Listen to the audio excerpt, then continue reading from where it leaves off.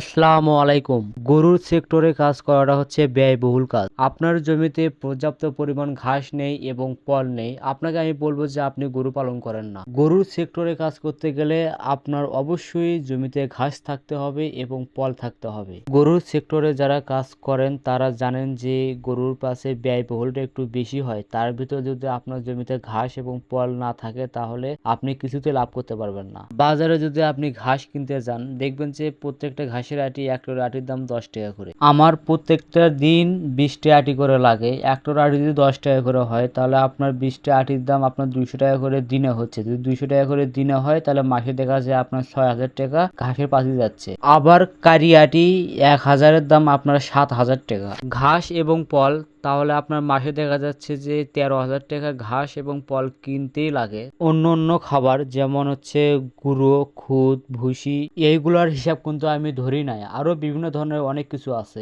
যারা নতুন উদ্যোক্তা হতে চান আমি আপনাদেরকে বলবো আপনারা আগে জমিতে ঘাস গাড়েন, পল সংগ্রহ করেন, তারপর আপনারা গরু পালবেন ইনশাল্লাহ।